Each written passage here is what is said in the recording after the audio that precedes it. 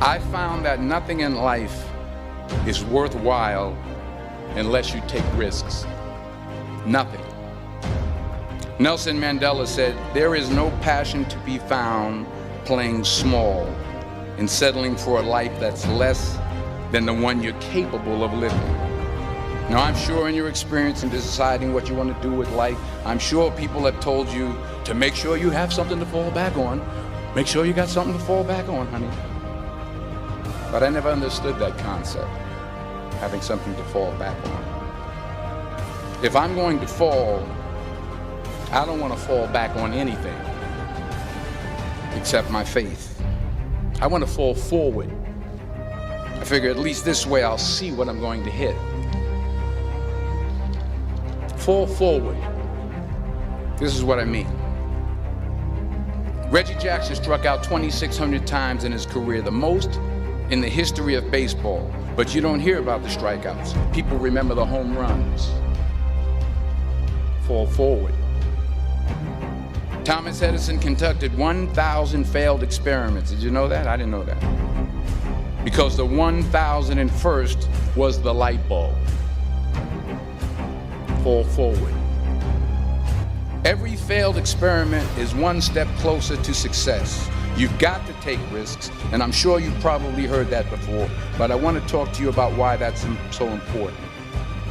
I got 3 reasons. First, you will fail at some point in your life. Accept it. You will lose. You will embarrass yourself. You will suck at something. There's no doubt about it. I'm telling you, embrace it, because it's inevitable. And I should know. In the acting business, you fail all the time. Early on in my career, I auditioned for a part in a Broadway musical. Perfect role for me, I thought, except for the fact that I can't sing. I didn't get the job. But here's the thing. I didn't quit. I didn't fall back.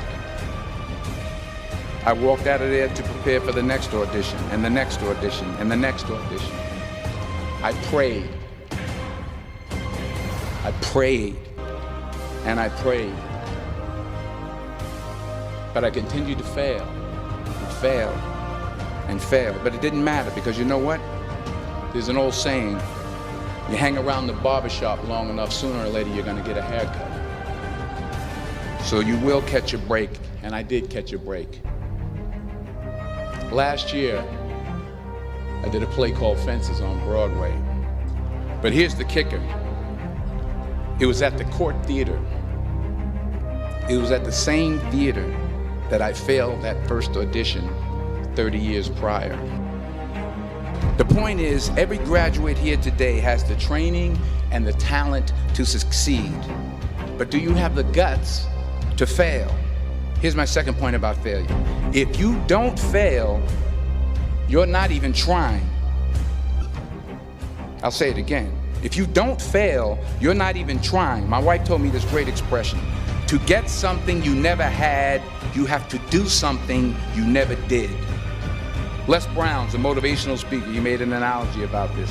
He says, imagine you're on your deathbed, and standing around your deathbed are the ghosts representing your unfulfilled potential. The ghost of the ideas you never acted on. The ghost of the talents you didn't use. And they're standing around your bed, angry, disappointed, and upset.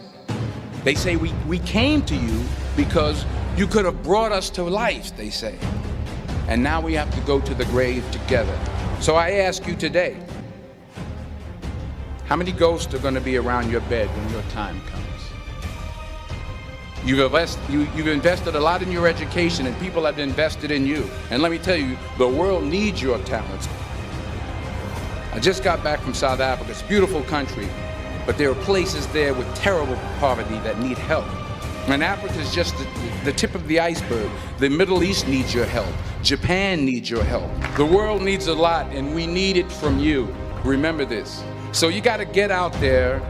You got to give it everything you got, whether it's your time, your talent, your prayers, or your treasures. Because remember this, you will never see a U-Haul behind a hearse. I'll say it again. You will never see a U-Haul behind a hearse. You can't take it with you. So the question is, what are you going to do with what you have? I'm not talking about how much you have. Some of you are business majors, some of you are theologians, nurses, sociologists. Some of you have money, some of you have patience, some of you have kindness, some of you have love.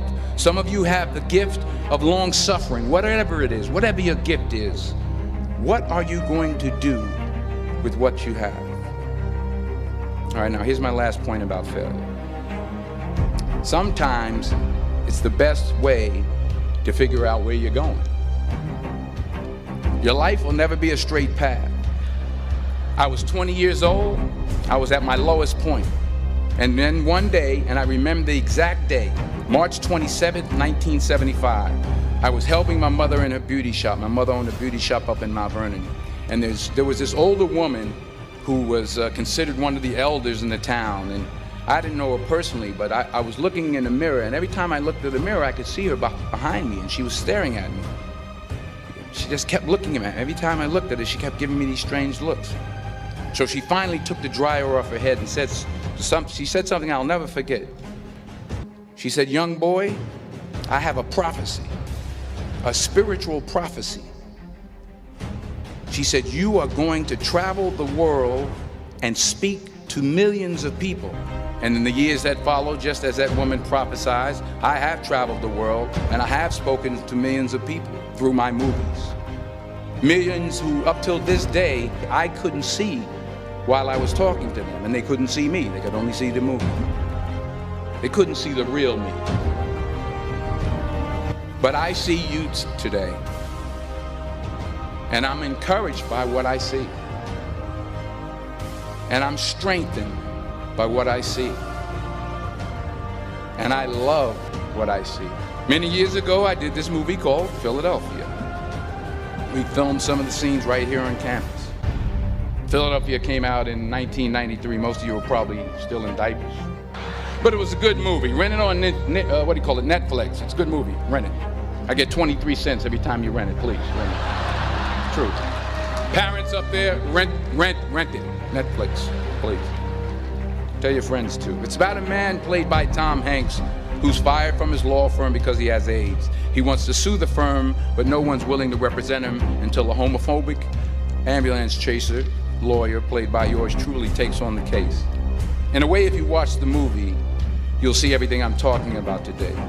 You'll see what I mean about taking risk or being willing to fail. Because taking risk is not just about going for a job. It's also about knowing what you know and what you don't know. It's about being open to people and to ideas. In the course of the film, the character I play begins to take small steps, small risks. He very, very, very slowly begins to overcome his fears. And I feel ultimately his heart becomes flooded with love.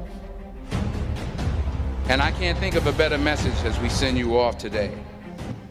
To not only take risks, but to be open to life, to accept new views, and to be open to new opinions, even though you're scared stiff. While it may be frightening, it will also be rewarding. Because the chances you take, the people you meet, the people you love, the faith that you have, that's what's going to define you. Never be discouraged. Never hold back. Give everything you got.